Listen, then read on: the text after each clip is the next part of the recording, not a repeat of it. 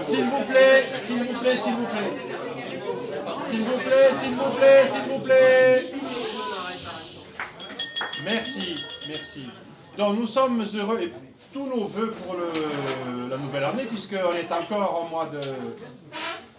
mois de janvier. Donc nous sommes heureux d'accueillir Monsieur David Milly, qui est le directeur de l'OPCA Sud. Il va nous présenter un peu mieux que moi peut-être ce que c'est, mais c'est un peu le manager, je mets aussi beaucoup de guillemets, des pêcheurs, quoi. Du coin, voilà, c'est ça.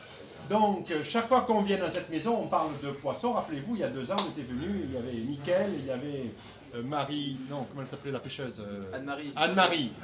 Anne-Marie, la pêcheuse, voilà, la pêcheuse. La pêcheuse. Même là, vous me le ressortirez de temps en temps, comme ça, la pêcheuse. La pêcheuse, voilà, c'est ça. Bon, voilà. Oui, donc, on va parler du merlu et du merlu de ligne. Et déjà, je vous donne un scoop qu'il y aura une fête nationale qui va s'accrocher à Saint-Jean-de-Luz, puisque je pense que ce n'est pas tout à fait officiel, mais le week-end du 14-15 avril, c'est-à-dire le week-end après Pâques, il y aura la grande fête du merlu de ligne de Saint-Jean-de-Luz. On vous en parlera plus longuement en temps utile. Voilà, c'est ça. Voilà. Tant que j'ai la parole et que vous êtes encore attentifs, nous nous retrouverons assez rapidement parce qu'on n'a pas fait la réunion début janvier parce que j'imagine que vous sortiez des libations de fin d'année. Bon, donc la prochaine réunion, et je vous le dis là, et ça sera mis en ligne ce soir, un peu comme l'année dernière, je vous en rappelais peut-être, puisque la prochaine réunion c'est le 6 février, un lundi. Et nous faisons la réunion à Brendos. Et donc, quand on va à Brendos, comme quand on va chez notre président, à Isabelle, eh bien, on paye d'avance. Et donc, je mettrai en ligne, je vous enverrai à tous le lien pour que vous puissiez payer. Et il y aura là aussi, il n'y aura que de la place que pour les 60 ou 70 premiers qui s'inscriront. Mais il faut, excusez-nous, il faut payer d'avance. Voilà, c'est ça. Donc, avec un lien PayPal comme d'habitude. Et puis dans le mail que je vous enverrai... Il y en aura un par couple au moins cette fois-ci. Il y en aura un par couple, il n'y a pas de problème. Le paiement. Voilà. Il y aura tout à fait. Oui. Dans le mail que je vous enverrai, je vous donnerai aussi toutes les principales dates qu'il y a d'ici les 3-4 mois à venir. Oui, attends, excusez-moi, pour le lien par couple, je précise que si vous cliquez sur le lien que vous recevrez par mail, vous ne pourrez payer, parce que techniquement, ce n'est possible que de payer par mail. Et pour payer par couple, il faudra aller sur le site de Slow Food, bissiona.fr, où là, vous avez un bouton où vous pourrez payer par... D'accord? Excusez-moi, je rentre dans la technique, mais... Voilà, c'est ça. Voilà. Dernier point, je fais un appel au peuple parce que nous innovons et nous organisons un nouveau marché. Vous avez en tête que nous organisons un marché le 3e samedi de septembre sur le port de Saint-Jean-de-Luz, donc j'y reviens pas. En 2012, on aura toujours ce marché, mais là nous innovons et le samedi 14 avril, nous aurons un marché qui se déroulera au CAT, c'est-à-dire le Centre d'aide par le travail d'Arbonne. Voilà, le CAT d'Arbonne, voilà, c'est ça. Et donc, même s'il pleut, les producteurs pourront être protégés. Donc, on va avoir le marché d'automne, on aura le marché de printemps. Donc, je cherche des volontaires pour s'engager. Voilà. Je donne la parole à David pour qu'il nous parle du merlu. Merci Henri. Bonsoir à tous. Donc comme l'a dit Henri, effectivement je dirige une coopérative maritime de pêcheurs qui s'appelle Cap Sud, c'est-à-dire coopérative des artisans pêcheurs du Sud. Cette coopérative a le statut d'organisation de producteurs qui nous confère un certain nombre de missions dans le cadre de réglementations nationales et communautaires. On développe aussi un certain nombre de missions dans le cadre de la valorisation des produits de la pêche. Et c'est pour ça que j'ai choisi de vous présenter un exemple de valorisation qui est celle du merlu de ligne. Vous voyez en photo, alors ce ne sont pas des merlus, ce sont des dorades royales, magnifiques. Mais bon, j'ai pas eu le temps de changer la photo, sinon j'aurais parlé du merlu. Alors c'est une photo faite sous la criée, hein, il y a quelques années de ça. Alors brièvement, parce que je doute que ça vous intéresse beaucoup, le cadre réglementaire de l'activité. Donc il y a un certain nombre de règlements communautaires de l'Organisation commune des marchés pour ceux qui s'intéressent à ces règlements qui concernent la pêche, mais pas seulement la pêche. Bien sûr, les fruits et légumes sont aussi concernés par ces mêmes cadres réglementaires. Au niveau de la pêche, en France, ces organisations de producteurs ont aussi un rôle dans la gestion, ça c'est très important. C'est une activité qui nous fait nous consacrer beaucoup de temps dans l'année, c'est la gestion des permis de pêche et quotas de pêche, c'est-à-dire des droits à produire. Cap Sud gère à ce jour plus de 40 sous-quotas de pêche différents. Donc des quotas de pêche de merlu, de lotte, de cardine, de lieu jaune, d'anchois, de thon, de maquereau, etc. Donc c'est une activité de plus en plus contrôlée par les pouvoirs publics et qui consomme beaucoup de temps à la coopérative. Alors nous sommes 4 dans cette coopérative, tous basés à Cibourg, sur le port de pêche. Ces missions consistent, il y a 3 grands types de missions. Tout d'abord des missions qui sont des missions d'application de normes communes de commercialisation, c'est-à-dire qu'on fait appliquer en criée une classification du produit en qualité, en taille, en espèces. Alors c'est pas un travail facile, les qualités sont relativement bonnes et c'est vrai qu'on n'a pas trop de soucis de classification au niveau de la qualité, tout du moins en criée. Par contre au niveau des espèces, il faut savoir qu'il y a plus de 100 espèces différentes qui transitent par les criées. C'est vrai aussi à Saint-Jean-de-Luz, où on trouve une variété de produits très importante malgré la taille du port qui est relativement modeste, puisque vous êtes ici près d'un port de pêche qui se situe à peu près dans le milieu de classement dans les ports français. Enfin, la criée se situe dans le milieu de classement des criées françaises, à la 18e place environ sur 40 et quelques criées. On garantit un certain nombre de services aux pêcheurs, dont quelque chose qui est très important pour eux, c'est la garantie de prix minimum. C'est-à-dire qu'on assure aux pêcheurs un prix minimum, on leur garantit un prix minimum en criée, en fonction des espèces, en fonction des tailles, en fonction des qualités. Donc c'est un peu l'assurance prix aussi du pêcheur, l'organisation de producteurs. On planifie la production, notamment par rapport au marché et par rapport aux quotas de pêche, c'est-à-dire on fait en sorte, quand c'est possible, c'est un exercice difficile, mais de pêcher au moment où ça se vend le mieux, sachant que les pêcheurs, les contraintes de météo, de saison, de passage migratoire des poissons, ces facteurs font qu'ils ne sont pas toujours à même de pouvoir pêcher au moment où ça se vend le mieux.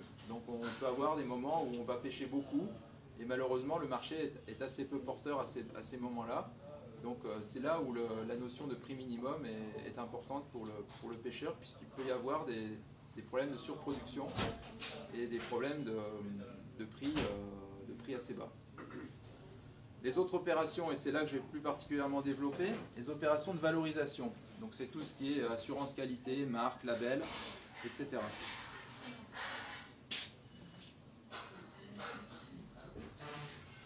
Donc avant d'aborder les labels, je vous parle de ce qu'est la région en termes de pêche. Enfin la région, quand je dis la région, c'est disons de Cap-Breton à Hendaye, puisqu'on a sur les Landes et les Pyrénées-Atlantiques 4 ports de pêche, dont Saint-Jean-de-Luz qui est le principal. Et vous avez aussi, en partant du nord, en allant vers le sud, vous avez Cap-Breton, qui compte tout de même une petite vingtaine d'unités de pêche entre 8 et 12 mètres, et qui pratique le filet pour pêcher différentes espèces, la sole en particulier, le bar, rouget, merlu, quelques baudrois également, qu'on appelle encore la lotte.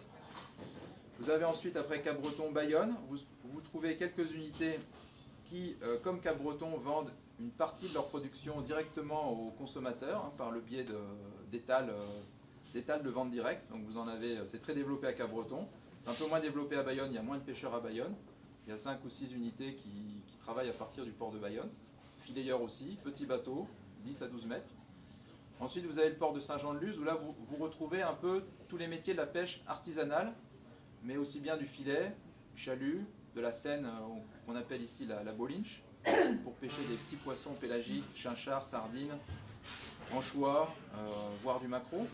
Et puis tous les métiers de la ligne, où Saint-Jean-de-Luz est assez spécifique là-dessus, puisque vous avez des métiers de ligne qui sont uniques en France, hein, qu'on trouve que sur ce port, notamment la ligne à Merlu et la ligne à Thon Rouge.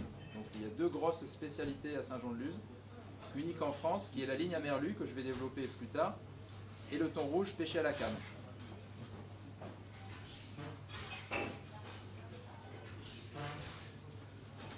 Alors le merlu de ligne, en quoi c'est une production spécifique au port? Tout d'abord, c'est une flottille artisanale, unique en France, d'une douzaine de navires. Alors il y en a un peu plus maintenant, il y en a 14 si on compte ceux qui font ce métier-là en saison, et pas toute l'année. Ils font tous moins de 12 mètres, ils pratiquent donc un engin qu'on appelle la palangre, donc on dit la ligne, mais en fait plus techniquement c'est une palangre. Donc vous avez un dessin de palangre au milieu de la carte marine. Donc c'est assez facile à comprendre, hein. Vous avez donc deux flotteurs pavillons qui balisent la palangre, hein, qui touchent le fond par une succession de poids et de flotteurs. Donc votre ligne, elle travaille en zigzag. Et vous avez donc je vais vous montrer, vous avez des avançons, enfin des bas de ligne, hein, si vous préférez, pour ceux qui pêchent à la ligne, avec donc munis d'hameçons.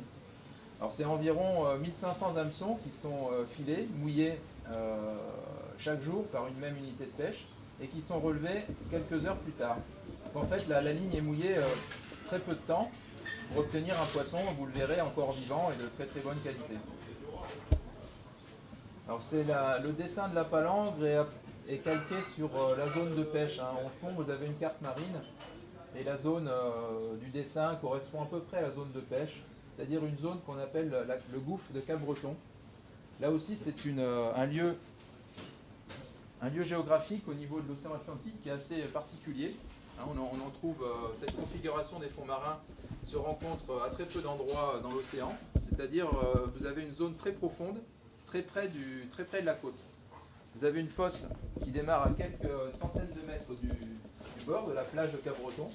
Donc la fosse commence ici au moment où les isobates, c'est-à-dire les lignes de profondeur équivalentes, se resserrent. Donc là la pente est très très forte pour obtenir des fonds très vite de 200 mètres ici, 100 mètres ici.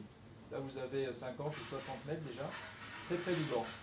Et les bateaux pêchent dans des fonds de 100, 150, voire un peu plus de 200 mètres. La zone de prédilection du merlu. C'était la fosse de l'Encenador. C'est ça, oui. On appelle gouffre de Cap-Breton, fosse de Cap-Breton, mais tout ça, ça désigne le même site. Quelle est la longueur d'une palangre? À la longueur, je ne peux pas vous dire quelle place ça occupe. Le nombre d'hameçons, je vous l'ai dit, mais la longueur, ça, je ne sais pas. Je ne peux pas vous dire. J'ai pas cette réponse. Combien vous dites?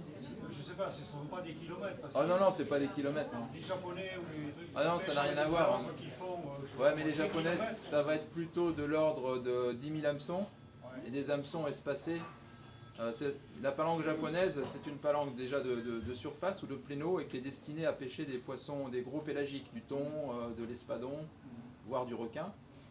Là, on est sur des palangres de fond et des petites palangres de fond. C'est complètement différent. C'est une palangre qui va pêcher 98% de merlu. C'est des palangres qui sont appâtées avec des sardines, des petites sardines, alors fraîches ou congelées, mais pour plus de praticité, elle est congelée en général. De très bonne qualité, hein. Le prix de l'appât pour pêcher le merlu, c'est très très cher. C'est autour de 2,50 € le kilo de sardines. Quand vous en mettez 1500, bon, c'est un budget. Dans les frais de fonctionnement de ces unités-là, c'est le poste le plus important. Et malheureusement, le prix de l'appât est en train de monter. Et tous les ans, c'est un peu plus cher. Alors que je vous en parlerai tout à l'heure, mais le prix du merlu, au contraire, même à la ligne, tendance à s'effondrer, à s'effriter, à s'éroder un peu plus tous les ans. Il y a des éléments d'explication, je vous en parlerai tout à l'heure. Alors au niveau de quelques chiffres, pour vous situer un peu ce qu'est cette production de merlu, c'est un peu moins de 200 tonnes. Alors là vous avez des chiffres 2010, 140 tonnes, 6 €. 2011 c'est plutôt 180, 190 tonnes pour un peu plus de 5 €. Alors quand je vous dis 5 €, c'est le prix de départ, le prix payé aux pêcheurs, le prix brut. sachant que vous retirez les quelques taxes criées, le pêcheur va toucher à peu près 9-10% de moins que les 5 euros. Donc vous voyez à peu près le prix de départ de ce produit. Ensuite, bon, poissonnier, marailleur, le transport amène ce poisson-là évidemment à être beaucoup plus cher sur les étals des poissonniers ou dans certaines grandes surfaces. Alors notre poisson, après une petite étude de marché qu'on a fait faire l'année dernière, on sait à peu près vers où il est destiné. Donc c'est tout de même 3/4 sur la France, 1/4 sur le marché espagnol. Et sur la France, c'est essentiellement la restauration et les poissonneries traditionnelles. Donc on est véritablement sur un produit haut de gamme qui fait le bonheur des restaurants recherchant, disons, un produit original, un produit bien sûr haut de gamme, de ligne. Hein. On est sur la ligne à la journée. Hein. Dans le monde des produits de la pêche, le poisson de ligne du jour, parce que ce sont des bateaux qui sortent le matin, qui rentrent à partir de midi. Là, vous avez un produit qui est, enfin la photo le montre, un produit qui est très proche de l'état vivant. Hein. Contrairement au merlu que vous voyez à 9 fois sur 10 sur les étals, qui est gris, blanc, gris pâle ou gris foncé, mais dans les tons gris, là vous avez un merlu qui est plutôt dans les tons bronze, doré. Certaines personnes considèrent que c'est pas du merlu, c'est pas l'image qu'ils ont du merlu. Mais un merlu frais, un merlu vivant, ça ressemble à ça.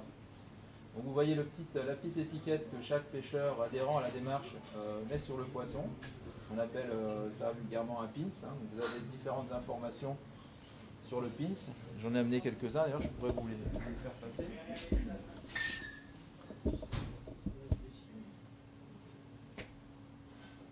Donc les pêcheurs étiquettent chaque poisson à leur retour en criée. Voilà à quoi ça ressemble. Ce sont des rails d'étiquette qu'on met dans un pistolet pneumatique. Et le pistolet pneumatique fait un pré-trou au niveau de l'opercule, au niveau de la tête du poisson, pour pouvoir mettre la petite fléchette que vous avez là. Voilà, si vous voulez les faire passer. C'est juste pour vous montrer à quoi ça ressemble. Si vous envoyez sur les étals, vous saurez maintenant d'où ça vient. Oui, et puis pour mériter l'appellation merlu de ligne, il faut qu'il ait maximum. Alors il est au maximum 2 jours après la pêche. C'est-à-dire que le poisson, la criée ne fonctionne que du lundi au vendredi, et les pêcheurs pêchent tous les jours bien sûr. Donc le poisson du vendredi ne peut pas avoir l'appellation merlu de ligne de la marque qui est sur l'étiquette.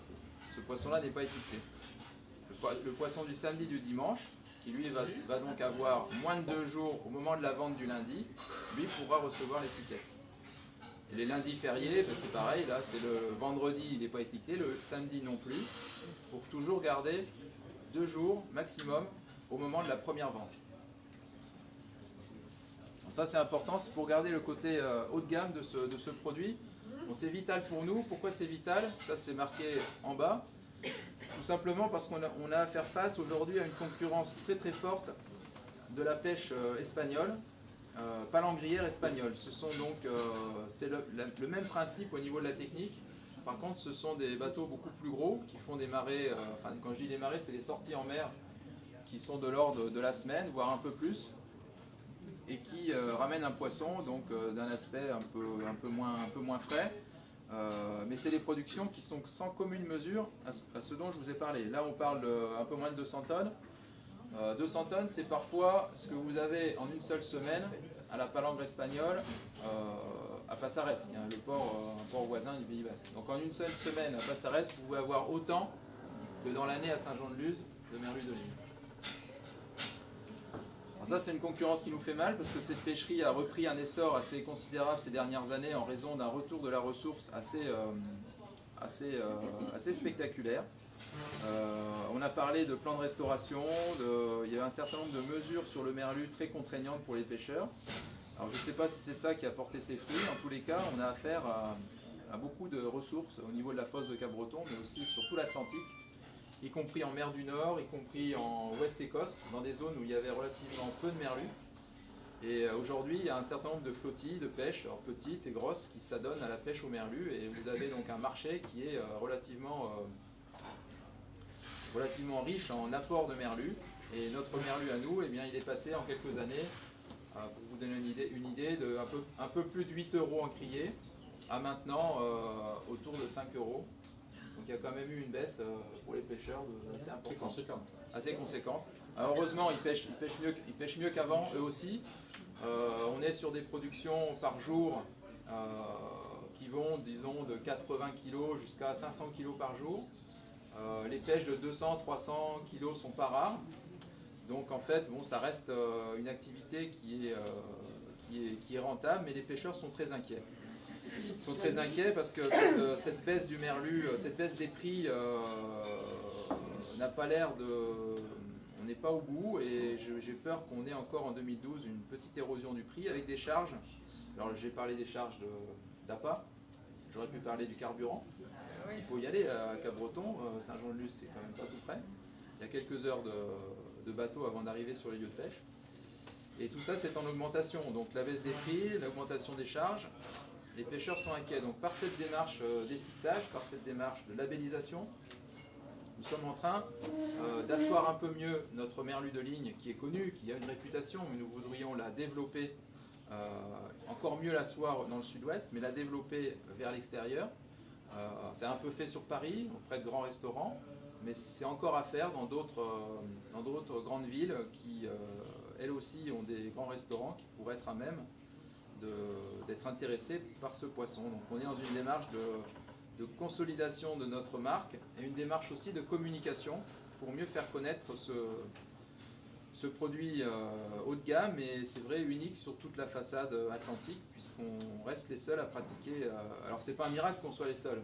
On est les seuls pourquoi? Parce que des configurations telles que la fosse de Cap-Breton, c'est-à-dire avec des fonds propices au merlu, très près de la côte, donc accessibles à des petites unités de pêche, vous l'avez qu'ici. Donc c'est tout à fait... Et ça se pêche toute l'année? Alors les Espagnols ils pêchent déjà sur des bateaux beaucoup plus gros pour la plupart, donc ils peuvent aller beaucoup plus loin, donc retrouver des fonds de 150 mètres mais à des distances parfois de plusieurs jours de route, puisqu'on a des palangriers espagnols qui peuvent pêcher en Ouest-Écosse, en mer du Nord, et vendre leurs poissons en Galice ou à Passares. Ça c'est des choses qui existent. Hein. Alors le poisson ne revient pas forcément par bateau, il revient par camion. Mais c'est des bateaux qui peuvent travailler très loin de leur port d'attache, ce qui n'est pas le cas des nôtres qui rentrent tous les soirs dans leur port d'attache. Pour fixer les esprits, il faut avoir en tête que les bateaux partent en Irlande, ils pêchent, ils déchargent dans les camions, et c'est les camions qui viennent vendre ici, comme si le poisson était pêché sur place. C'est ça la réalité. Hein. Ouais, pour les grosses unités, c'est très très courant de voir ce système. Oui. Ils pêchent, les gros bateaux pêchent là où il y a le poisson et ils peuvent faire des... Passares, les criers des Asturies, beaucoup aussi. Enfin, les coûts de production sont la Galice. énormes là, dans ce cas. Ah mais c'est par les volumes qu'ils pêchent. On trouve un camion Mais avec oui. les mêmes charges. Les mêmes... Mais oui, mais 30 tonnes de poissons, tu sais, c'est... C'est des bateaux qui font assez régulièrement entre 12 et 25 tonnes par semaine. Du poisson qui va coûter environ en criée, alors c'est très variable oui, sur la quantité. C'est du poisson qui va coûter entre 2 € et 3,50 € en fonction des jours. C'est à l'enchère, donc les cours peuvent varier. Bon, nous on est quand même sur un poisson qui vaut 2 fois plus cher, mais bon, c'est par les temps de crise, c'est sûr que bon, les gens, c'est un produit qui n'est pas facile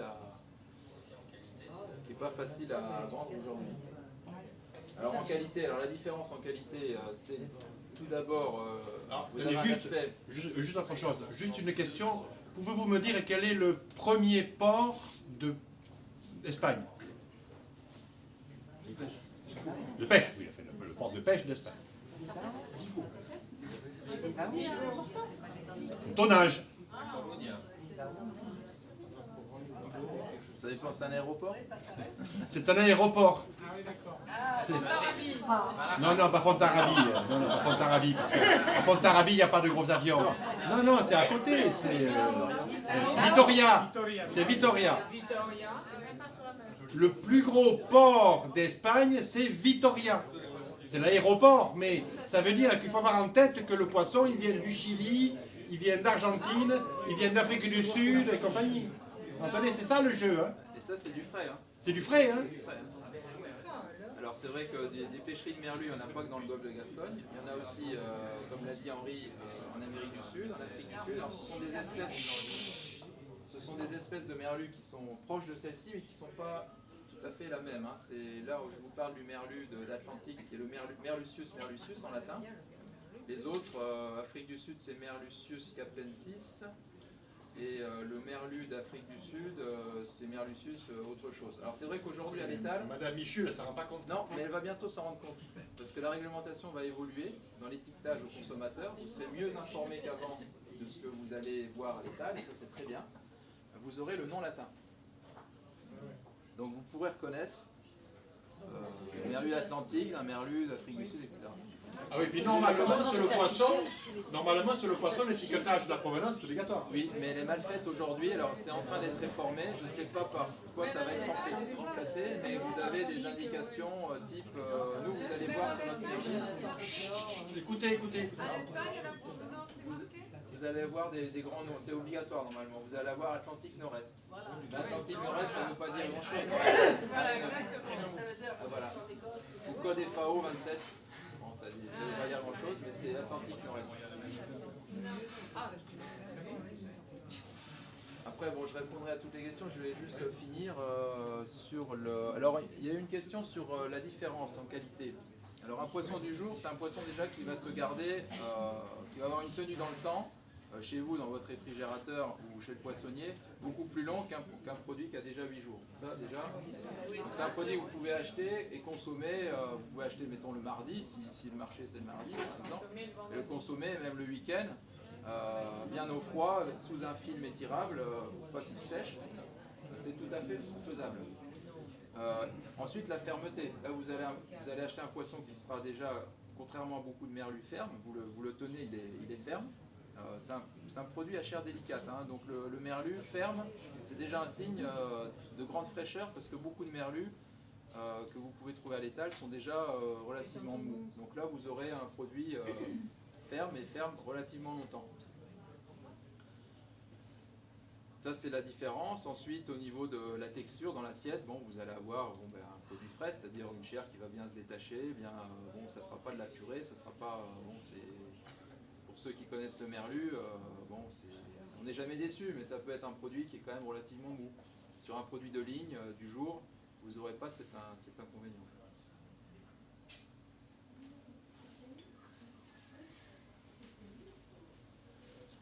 Vous aurez aussi une meilleure tenue pour toutes les recettes en filet ou en tranche. Vous allez faire des tranches qui vont se tenir. Ça, c'est pas évident. Sur un merlu tout mou, faites des tranches, c'est vite la catastrophe. Alors les initiatives, j'en ai un peu parlé au fur et à mesure des réponses aux questions que vous m'avez posées. Donc l'identification individuelle prend la forme d'un pins, d'une étiquette individuelle que chaque pêcheur met sur ses productions. Alors on n'utilise pas cette marque n'importe comment non plus, hein. C'est-à-dire qu'elle est adossée à un cahier des charges producteur, qui aujourd'hui rassemble toutes les bonnes règles de bonne conduite du métier de la ligne. C'est-à-dire les poissons sont remontés vivants, les poissons qui pourraient être morts, qu'on appelle dits noyés, c'est rarissime mais ça arrive, ils ne sont pas étiquetés. Tout se doit correspondre à la qualité extra. Donc au niveau de la classification, de la fraîcheur du poisson, ce merlu de ligne, s'il est étiqueté, il est de qualité extra, obligatoirement. Il n'a pas plus de 2 jours au moment de la première vente en criée, ça c'est important. Les pêcheurs aussi nous signent une charte comme quoi ils acceptent des contrôles. Donc c'est nous aujourd'hui qui faisons les contrôles sous criée.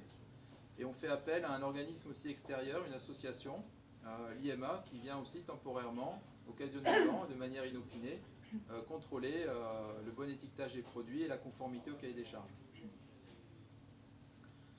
Donc on est en train de développer la communication. Bon, la communication, c'est un domaine qui mérite du professionnalisme, donc des agences de communication qui ne sont pas données.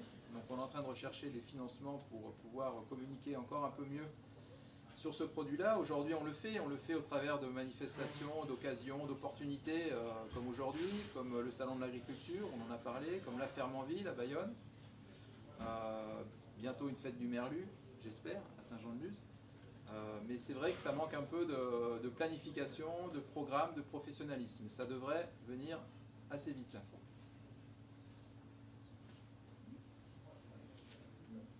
Je n'ai plus rien. Je pensais qu'il y avait une dernière... non, il n'y en a pas. Bon, c'est pas grave. Donc ce que je voulais vous dire aussi dans les perspectives, c'est la dernière diapo. On est en train de compléter le cahier des charges de manière à ce qu'il concerne aussi les autres maillons de la filière. Parce que c'est bien qu'un pêcheur s'impose des règles, qu'il soit contrôlé. On voudrait aussi que l'ensemble des acteurs qui travaillent ce produit aient aussi à respecter un certain nombre de règles de bonne conduite. Par exemple, le travail du poisson, les opérations de conservation, mettre sur papier un certain nombre de critères. Le temps de séjour aussi du poisson dans les mains des différents intermédiaires, tels que les poissonniers ou les marailleurs, ça c'est quelque chose qui mériterait d'être encadré. Donc on est en train de s'y intéresser.